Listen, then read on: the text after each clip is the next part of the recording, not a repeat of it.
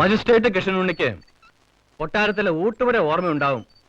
വളർന്നു വലുതായി മജിസ്ട്രേറ്റ് ആയാലും വന്ന വഴിയും ഉണ്ട ചോറിന്റെ രുചിയും മറക്കില്ല കൃഷ്ണനുണ്ണി. അരിയപ്പുകാരന്റെ മകൻ കൃഷ്ണനുണ്ണിയുടെ മനസ്സിൽ നന്ദിയുണ്ട്.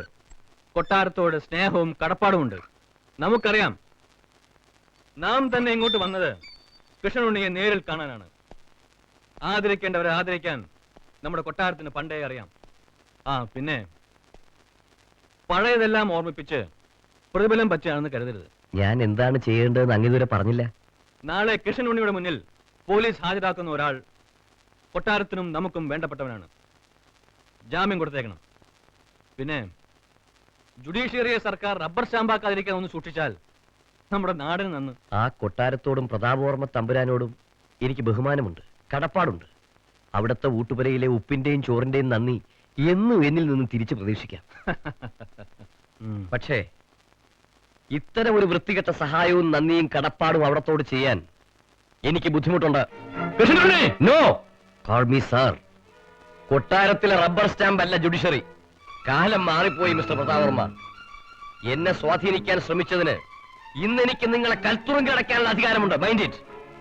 പക്ഷെ ഞാനത് ചെയ്യാത്തത് അങ്ങ് മുമ്പ് പറഞ്ഞ ആ ചോറിന്റെ നന്ദി എന്റെ ഉള്ളിലുള്ളതുകൊണ്ടാ. പ്ലീസ്.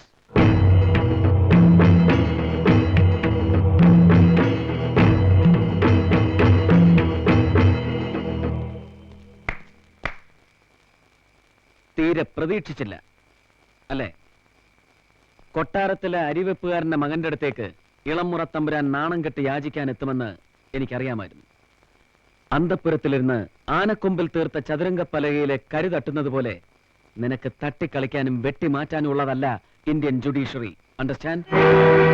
സകല പ്രതാപങ്ങളും നഷ്ടപ്പെട്ട ഹിസ് ഹൈനസ് പ്രതാപവർമ്മ തമ്പുരാൻ ഇതുപോലെയുള്ള നിന്റെ ഓരോ നീക്കങ്ങളും തടയാൻ ഞാനുണ്ടാവും.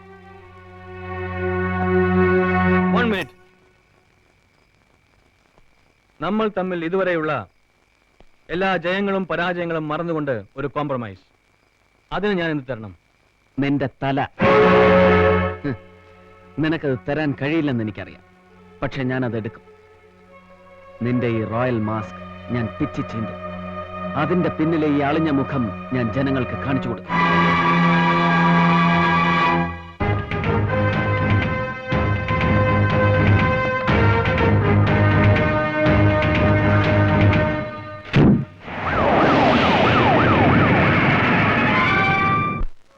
Remand the accused K.H. Musa Kuti for judicial custody for 14 days in sub-jail Thiruvananthapuram.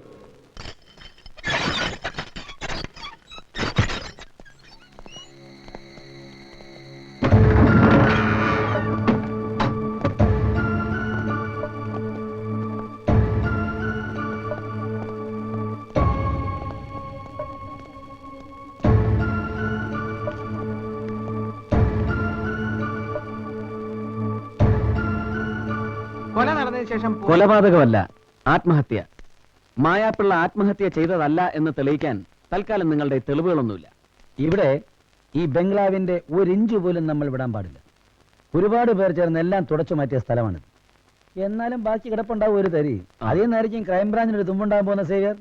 പിന്നെ വന്ന ഒരു കമ്മീഷണർമാരും ഈ വീട്ടിൽ താമസിക്കാൻ ധൈര്യം കാണിച്ചിട്ടില്ല. ഒരു അറുകൊല നടന്ന വീടല്ലേ സാർ? സാർ, രാത്രിയിൽ പൊട്ടിച്ചിരികൾ കേൾക്കാറുണ്ടെന്നൊക്കെയാണ് നേബേഴ്സ് പറയുന്നത്. പ്രത്യേകിച്ചും വെള്ളിയാഴ്ചയും ചൊവ്വാഴ്ചയും രാത്രി. പിന്നെ അബൂട്ടിക്കും സേവ്യറിനും കാര്യം എളുപ്പം. വെള്ളിയാഴ്ച രാത്രി നേരിട്ടൊന്ന് ചോദിച്ചാൽ പോലെ ആരാ കൊന്നു? കൊന്നാരാണ് നമുക്ക് അറിഞ്ഞൂടെ സാർ? എങ്ങനെ കൊന്നു, എന്തിനു കൊന്നു എന്നറിയണം. ഐ മീൻ, 1-ാം പ്രതി ആര്, 2-ാം പ്രതി ആര്, 3-ാം പ്രതി ആര്?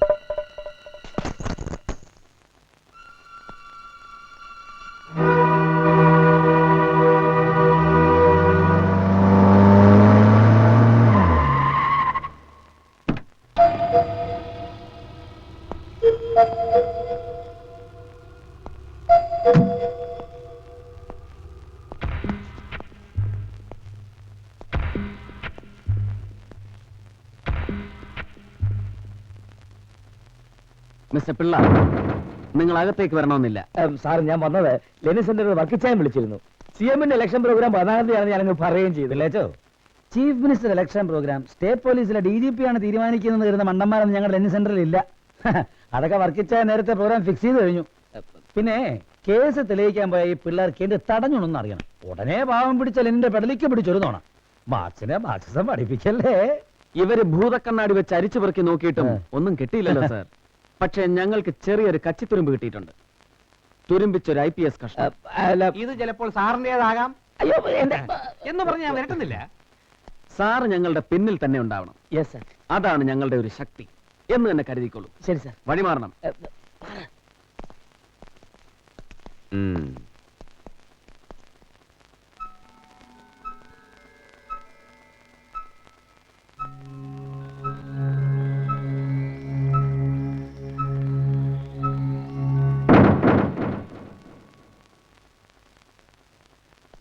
എന്തായി സേവിയർ?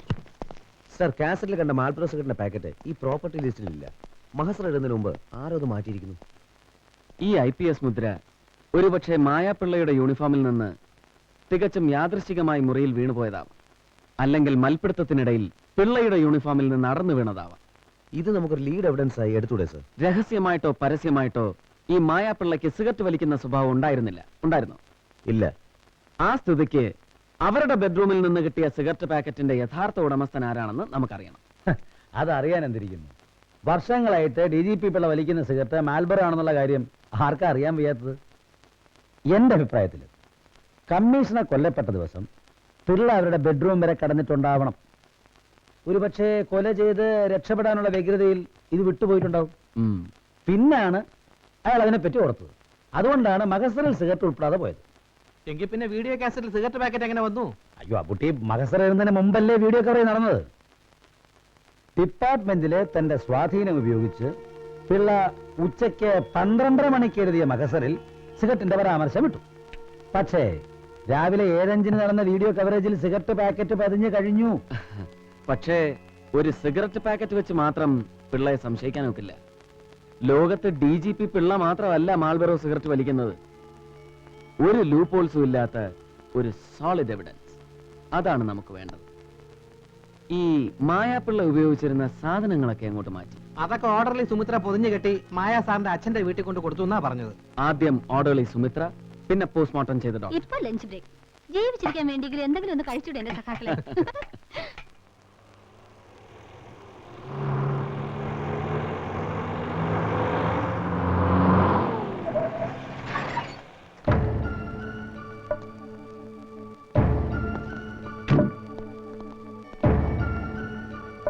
എന്താ കുഞ്ഞത്? ഒന്ന് ശരിക്കും ഇരുന്നാട്ടെ. ആ കയ്യൊന്ന് നീട്ടിയാട്ടെ. ആരോട് ഇട്ടംപിള്ള? ഞാനാണേ. വാ.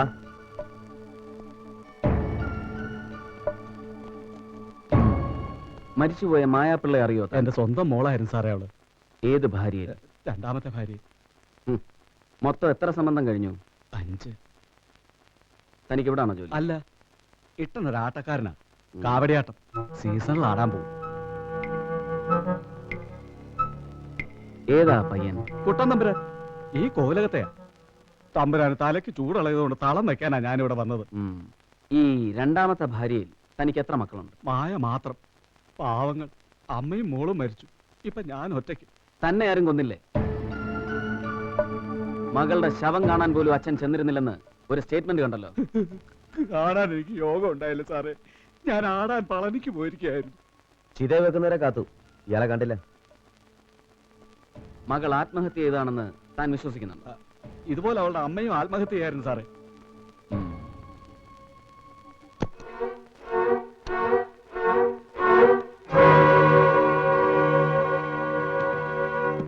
ജീവിച്ചിരുന്നപ്പോ മകളെ അച്ഛന് വേണ്ടായിരുന്നു. പക്ഷെ മരിച്ചു കഴിഞ്ഞപ്പോ അവളുടെ സാധനങ്ങളെല്ലാം നുള്ളിപ്പെറുക്കിയെടുക്കാൻ താൻ 4 കൈയും നീട്ടി അങ്ങോട്ട് ചെന്നല്ലോടോ. താൻ എടുത്തുകൊണ്ടുവന്ന സാധനങ്ങൾക്കിടയിൽ ഒരു സിഗരറ്റ് പാക്കറ്റ് ഉണ്ടായിരുന്നല്ലോ, അതെവിടെ? സിഗരറ്റ് പാക്കറ്റോ? അതെ, സിഗരറ്റ് പാക്കറ്റ്. അതിനവർക്ക് സിഗരറ്റ് വലിക്കുന്ന സ്വഭാവം ഇല്ലായിരുന്നല്ലോ സാറേ. തൽക്കാലം കേസ് അന്വേഷണം തീരുന്നതുവരെ പുറത്ത് കാവടിയാട്ടം വേണ്ട. അതല്ല ആടിയെ തീരുന്നുണ്ടെങ്കിൽ തന്നെ കൊണ്ട് ഞാൻ ആടിക്കാം. അഗ്നിക്കാവടി. കിട്ടാൻ കേട്ടല്ലോ.